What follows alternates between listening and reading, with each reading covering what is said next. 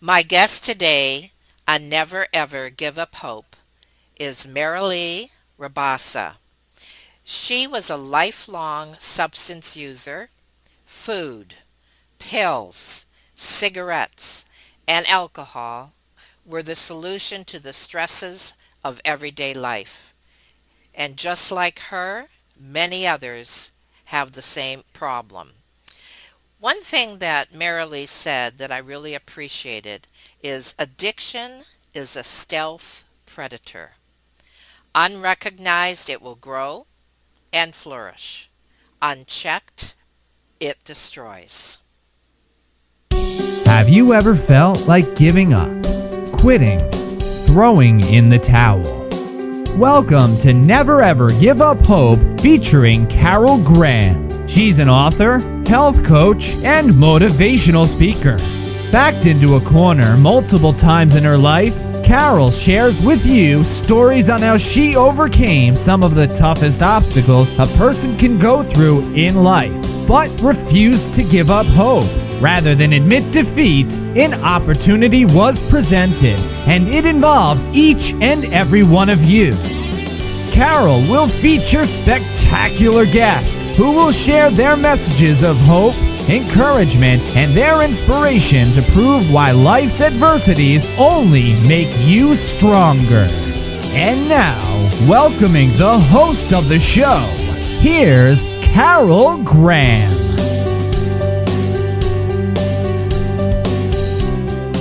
Welcome to Never Ever Give Up Hope. My guest today is Marilea Rabasa, and I know that you are going to sincerely appreciate what she is going to share. Not just her story and her journey from being an addict to recovering, but also what she has to share of the insights she experienced along the way, and the book that she has just released, which is called Stepping Stones. I appreciate Marilee and what she has gone through, and I thank her so much for being a guest on Never Ever Give Up Hope. Welcome, Marilee. Hi, thank you, Carol. Glad to be here. A question that I have often wondered, and I'm sure my audience does as well. Many things contribute to someone becoming an addict. I have certainly interviewed many on my show, and it's always interesting to hear how this all progressed.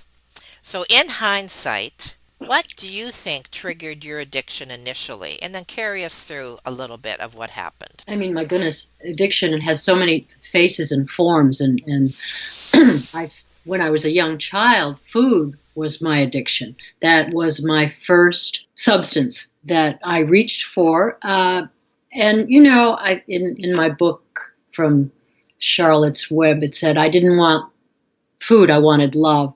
I think, you know, it's too easy to say people use this or that for this or that reason. I was unhappy. I was an unhappy child. And so I turned to food. But then that grew, and that grew. I was very obese when I was 19. And so my mother took me to a diet doctor because she was worried about my appearance. And then I got into amphetamines for 10 years. Of course, I'd been smoking since I was 14, and then later on in life, I turned to alcohol. So there are all these substances that I, used. I mean, everybody has different things that they're dealing with. I was depressed. I was simply depressed, and I wanted to be elevated from that feeling. I'm glad you said depressed because I think that a lot of people are experiencing that, even in what is going on in our world today. This is Yeah. definitely, a huge factor. So I thank you for bringing that up. And I'm sure that, as we go through the interview today, you'll have other things to contribute in that area. Tell us about Angie. Okay. Well, in my first book 6 years ago, she's been a substance user for almost 20 years. When she was a recent college graduate, she was 21. Here's a beautiful young woman who had her whole life ahead of her, but she fell into the rabbit hole of first it was methamphetamine. And I was blindsided, though I shouldn't have been. And I talk about that in the book a lot, about how there were signs way back in Italy There were signs that I didn't pay close enough attention to. He fell into methamphetamine, cocaine, and then heroin, and has been in and out of recovery, and mostly out, for 18 years. So, what can I tell you about it? That along with what had already been weighing me down in my life, 18 years ago, I had to face this and learn how to live with this. And this was a real turning point for me, because my daughter, I often say, how can I go into recovery on the bones of my own child? She's my middle child. I have 3 children, and they're all very close in age. She's my middle child. She has an older brother and a younger sister. So when she was 21, she became an addict. So this is how I got into recovery, through the back door, sort of, in another organization to help parents and family of people who have children, or know someone who has a serious addiction problem. And that's how I got into the rooms of recovery. But even that has been a very long process, where I've started to take the focus. Well, I've taken the focus off my daughter and put it back on myself, because even throughout that battle with trying to save Angie, I put her through 4 rehabs. I was drinking. Now, never dysfunctionally. I never missed a day of work. That's the problem. There were no consequences. So it continued. The end of the day drink. We all have our means to relax, and Calgon, take me away. But it was getting worse. And anyway, that'll lead to another part of our talk. But Angie, yeah, she was the person. She was the reason why I started to get into recovery in the first place. Isn't that interesting that watching what was happening to somebody else, especially someone close to you, is the reason that brought your healing around? Well, mirrors, mirror, mirror. She and I are mirror images of each other. And I think and that was the most heartbreaking thing of all, that my own child, that I had to look at this close up, what I might have become. It's been unbelievably painful, but and there's a lot of guilt. I don't know if you wanted to talk about guilt at this point, but sure, go ahead. Guilt is one of the most crippling emotions there is, because it puts us at risk for moving boundaries, for moving healthy boundaries. I believed that she got her problems from me. Again, I was putting myself in a position of responsibility over responsibility. And I felt that it was absolutely up to me to fix her, to change her, to save her. And I did everything I could, 4 rehabs. But I made a lot of mistakes along the way. I enabled her very badly. And I think guilt puts us at risk for doing that. That's why recovery has been so life-changing for me and for so many other mothers, because we learn about the concept of detachment with love. We don't walk away from our children. We just learn to put things in perspective. And again, the whole process of recovery has educated me about addiction. So many people still in this country think it's a moral failing, that, these kids just weren't raised right. They had terrible parents. Well, that's not true. And so I've educated myself. I've learned a lot about addiction. It's a terribly cruel disease, Carol, because it kills addicts often before it actually kills them. It kills their minds. And that's been one of the hardest things that I've had to live with, is because I still hear from her sometimes. Very bitter, angry emails. And it's hard because she's changed so profoundly. I think many years of drug addiction and abuse can cause a lot of brain damage. How has it affected her siblings? Well, she treated her brother very badly regarding his children. And I don't think she threatened him and was angry with him, because he wasn't willing to help her. He's very bitter about that. He doesn't have, her siblings do not have the recovery that I have, the recovery program. Right. Her sister is a lot more not bitter and angry. She's just detached. And they live in the same town. They both live in San Francisco. So it's been hard. I said in my other book that it's like a bomb exploding in your living room and the shrapnel hits people, and Of course. it's terrible. And her father, of course, tragically, he died almost 4 years ago, and she didn't see him before he died. Oh.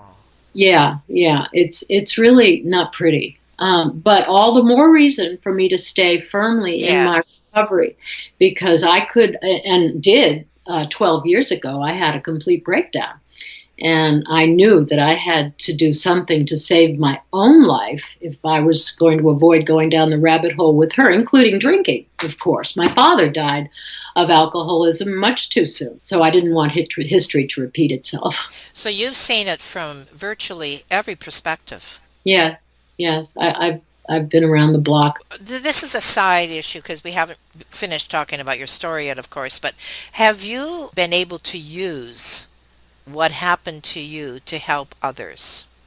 Oh, many times. I mean, people who have read my books. I still get feedback about the book I wrote 6 years ago. It's other mothers. Basically, I know who reads my books. Other mothers who are struggling to live with, the loss of a child. Sometimes just, they're not lost. They're still there, but they're not there. And many, of course, have buried their children. And had that closure. So I've helped them. I still get, with this book, I've gotten lots and lots of feedback, emails, good reviews. I mean, people say, so I still read your book when I need help. So the thing is, I am simply voicing the voice of so many other mothers and addicts. I mean, it's all over the internet. I'm just one of many, and I'm just adding my voice to many that have already been out there. Yeah, it's made a difference, and it's made me feel very glad that I made this effort. The writing of the books for me was a cathartic and healing experience. It's not so much, I'm not a career writer. I'm a retired teacher. But for me, healing came from writing. I've been writing all my life. Every time I want to clarify something or figure something out, I write it down. I have a diary. And every morning I keep a gratitude journal. It keeps things focused where I want them to be focused.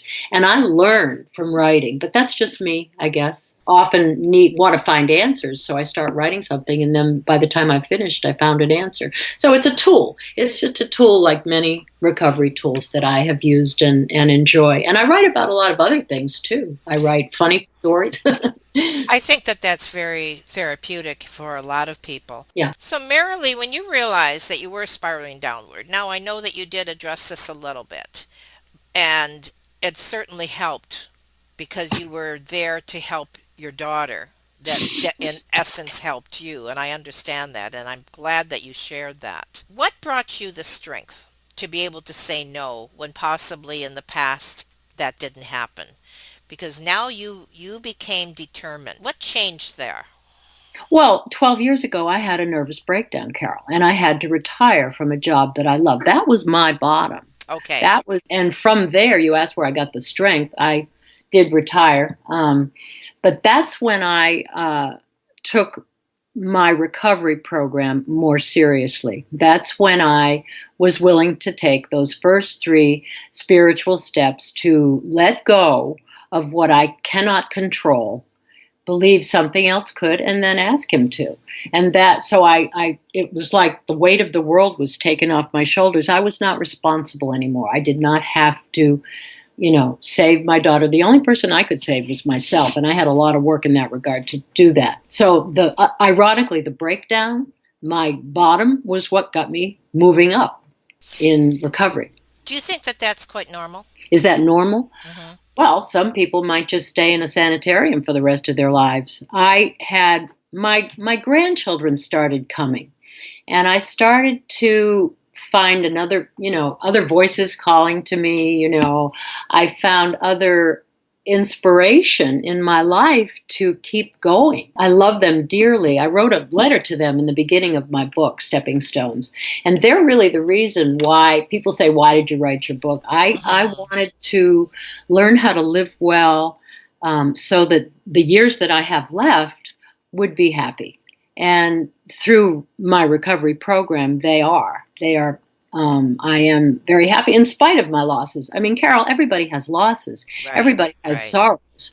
Um, but how you learn to live with them, I was determined not to just go get old and die, and be a martyr and sad and wear a badge of grief. My badge is of joy now, because I choose to look at my life from a different perspective. Um, and I've had a wonderful life. That's wonderful to hear you say that and the way you are looking, not with regret, but with Mm, your stepping stones. So let's talk about that. I'd like you to share as much as you would like about your book. Anything from, well, you've mm, already shared the motivation, but tell mm, us the story. Then I'll ask you questions as far as the different points that you bring up. So share what mm. you'd like about your book. Yeah, I there's a scene in the beginning of part one where I'm in France and my French mother catches me raiding the refrigerator at 2 o'clock in the morning, and I said in the book, so that was the first time that I've ever been confronted with my eating disorder, and there was a witness, and that would make it real. So that is an allusion to I mean, the illusion of mirrors is something I use throughout the book about how addicts tend to isolate themselves. I mean, we wear masks. We don't tell people what we do because there's a lot of shame and stigma. Sure. So I didn't tell people. It was when I started telling people about my eating disorder that I started to get well, because I had a chance to get feedback from people. I think that's the whole Right, purpose right. of not telling people, so you don't get feedback because you don't want to change. So when the wonderful fellowship that I'm in, recovery fellowship, is we have no secrets from each other. We use each other as mirrors to reflect on each other. We get feedback. We find out how the rest of the world perceives us, and it's all a learning exercise. And there's no more shame and stigma. There are just so many millions of us out there. We are not alone. There's enormous beauty in the recovery fellowship, but the key is to not isolate. The key, like COVID now, my goodness, COVID has everybody isolated in their house, and unfortunately, a lot of people have gone back out drinking. They don't have the comfort of the fellowship and the hugs, that we all love to get. So the mirrors, I know it's just a metaphor, but the idea Mm-hmm. of sharing Mm-hmm. who we are, who we really are, not just some pretty picture that we want to project to the world, has everything to do with our self regard and how we start to feel about ourselves, self acceptance, self affirmation. And, after many years of not liking myself very much, I do now. Why is that? I don't know, years of work and reading and gratitude and getting my sense of humor back, and just life is so good, and I'm so grateful that I've been able to change, and that's the key. And that's why a lot of people eschew recovery, because they don't really want to change. You can buy alcohol at gas stations. You can, cigarettes are everywhere. Our addictions, we are an addictive society where we're always looking for easy solutions to deal with our sadness. Those of us who don't want to use substances anymore just are learning to find other things to do, that are healthier. I'd like to ask you something that is maybe totally off subject and yet totally on subject. And that is, you said something that triggered something in me, in that recently I posed a question to a large group. And the question was, how do you think others see you? Now, Mm, half of the group came back with an angry response and said, I don't care how other people see me. I know who I am. And then the other part of that group said just what you had said. To see ourselves in someone else's eyes like mm, a mirror mm, can so help our growth and mm, our recovery. So mm. could you address that a little more? Because I just can't believe that. Like I said, this question just came up and the anger response was what really surprised me. So how would you like to address that? I'd like to hear your views on that. I think to answer your first question, how do most people see me? I think I am tremendously misunderstood often by my own hand because, I have often historically projected a very confident, a very even happy facade, but Yes, even a yes. facade. And that's how a lot of people see me because that's what I've been projecting, but not anymore because I don't wear masks anymore and I don't need to project a facade. I grew up in a family where appearances were everything. That's all that mattered. But now I find that when I am myself with all my, horrible behavior sometimes or horrible habits, people like you more because, hey, guess what? We're all part of the same broken humanity. we're all the same, really. We Excellent have point. good things and bad things, and just be who we are. And I think other people are disarmed when they realize that, hey, I'm just a broken person. I'm trying to get well, and every day, one day at a time, I'm feeling better, and life is good. Interesting that you said that as well, because that's what happened when I published my memoir, the exact Oh, thing. I thought I had kept all this stuff secret, which a lot I did, but as soon as you put it out there, oh my goodness, everybody's coming forward and they're mhm. not judging you. They're saying, I went through the same thing. Yeah, And they're relating with you. And that was, sure. oh, so what you said about mask, oh, that is huge. And I sincerely appreciate you bringing that up. If we could all just be more real with each other, it would save Exactly. a lot of time. Exactly. But it's funny how it comes even through childhood, doesn't it?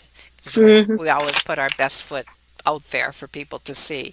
So, what else would you like to tell us about your book or what you feel your mission is or anything else? What would you like to share? Well, just many people say, "Well, do you think your book will be successful? Do you think you're making a difference?" I'm not sure what a successful memoir is. If I'm just carrying my message to other people about how I have dealt with depression. I mean, that's the underlying illness for me, and it goes Okay. back 60 years. That I've just been shining a light on that, along with many others. But I have already, I'm not looking for any more. The reward for me has already been given. When I see the love in my grandchildren's eyes, and my son and Jean, my partner, and when I feel and see the love out there, that to me is the greatest reward of all for me. I just this is a disease of relationships addiction, and to have mine, coming full circle and functioning happily is a great reward for me, and I highly respect. You wrote a memoir. Writing is a terrific therapeutic tool, and I feel tremendously rewarded and tremendously happy. I'm glad that I've been given the gift of writing to move forward in my life. Beautifully said. One thing I could add to that is one of the benefits of writing is that, I mean, I used to memoir writing is a little tricky because we keep changing. Life keeps happening. And, like what I wrote 6 years ago was a fine book, and, it was all true, but it wasn't complete. I still had more to say. And so I'm saying it in this book. I had more to examine and more honesty to talk about. Is it written as a story? How is it written? No, actually, that was one of the stumbling blocks of actually writing it. I had to shape a new structure for the book. It doesn't have the chapter format.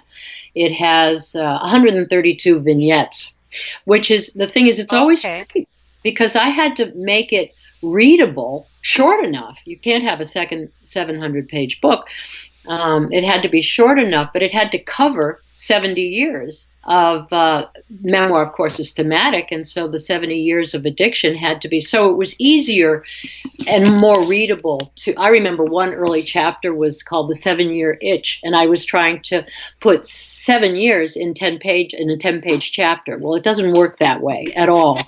It's I was rushing things, and that so one of my early editors said, let's try vignettes. Let's do that. And it's like a snapshot of the incidents in my life that shaped my addiction. I mean, I could have written another 132 vignettes with happy, things. My life had a lot of happy Right, moments right. too. but they wouldn't be part of this book. What do you think is the biggest message that people will receive in reading it? Don't ever give up on second chances. That's awesome. And you had your second chance, and look what happened. hmm I'm really quite happy, and you know my story. It's not any sadder or happier than many, but I've done a lot of work to try to reach a place. I mean, life is so short, and we only get one chance around the block, and I wanted to make the most of mine. I'm very happy to have found recovery and the tool to use it. I'm writing another book now about a happy story, a love story about me and my Oh, awesome. partner. Yeah, yeah, because it's all part of recovery. Life is. I'm not defined by these two books. There are other things that are part of me and that tell my story, and it's still evolving, Carol. Life goes on. Who should buy your book? Other people who struggle with substance use disorder, other parents who struggle with children with substance use disorder. And I think that's a pretty big list of people. It's everywhere in this country. It's a terrible epidemic, especially now during COVID. So that's a lot of people. Is there anything you want to address there about COVID? Just that I understand that it's more that people with substance use disorder are more vulnerable now than ever.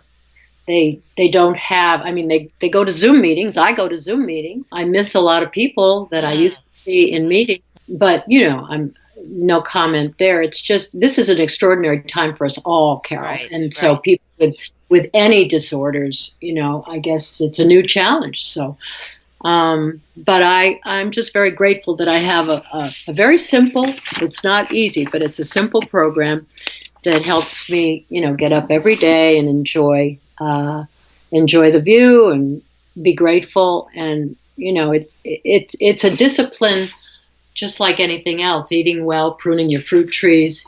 Just how do I want to live? Well, this is how I want to live, and it brings so many rewards. I can't say enough about it. You have summed that up beautifully, and I really appreciate that because there are people who are struggling who need to hear that, you know what? This isn't the end. It's a new Mhm, beginning, and it is a mhm, stepping stone. I love the title of your book because mhm, we are all doing that, and the more we learn how to do it one step at a time, mhm. the more we will be That's right. successful in whatever we're trying to accomplish. That's right. So, what is your next book about? My partner Jean and I have traveled to most of the national parks in America. My first husband took me overseas in the Foreign Service, and he showed me a lot of the world. But Jean has wanted these past 26 years that we've been together to show me out my own country, which I didn't know. Oh, I'd never been to Yosemite or, the Grand Canyon. And so it's about, and we're canoeists, so canoe trips to Canada. He has showed me, okay. we found Mount St. Helens. We had a lot of fun in Hmm. 26 years, but there are some wonderful stories. So I'm already 70 pages into that. Oh, It's great. just it's not about addiction, though. That's always a Right, backdrop right, with anything I right. write. But it's just a happy story because we're very happy. This is like the true Hollywood story, from being so down to becoming your dream. Well, yeah, every yesterday we were out in the canoe, and I was saying that I don't think it gets any better than this Yeah. because we're facing, you know what we're facing, many more years behind us, and good health, Carol. That matters so much to Excellent. me. I'm in Yes. good health, and I'm spiritually, emotionally, I'm in recovery. I work at it every day. I try to be my best, be the best I can be, and a very conscious effort, and it works. And all of us should do exactly the same thing. Well, it's hard. It's very hard, but I'm highly motivated. My grandchildren and my two remaining children are the joys of my life, and I want to be well for them and enjoy the years I have left with them. Well, that's a great way to end, and I really really sincerely appreciate you bringing that up because you're right. It is that legacy that we're leaving them. They're going to see the good. They're going to be rewarded through what we have learned and taught them, and also what they see and the relationship that we have now. So Yeah, perfect. I really yeah. thank you for that. Thank you again, Marilee, for being on Never Ever Give Up Hope. Thank you so much. I hope you have a beautiful day, Carol. Thank you for listening to Never Ever Give Up Hope, featuring Carol Graham. Did you know that most people succeed because they are determined to? Quitting was never an option. Carol loves your comments and will respond to each one. So please subscribe and review this podcast. A rating of 5 stars would be outstanding and appreciated. Remember, if you are still here, there is always hope.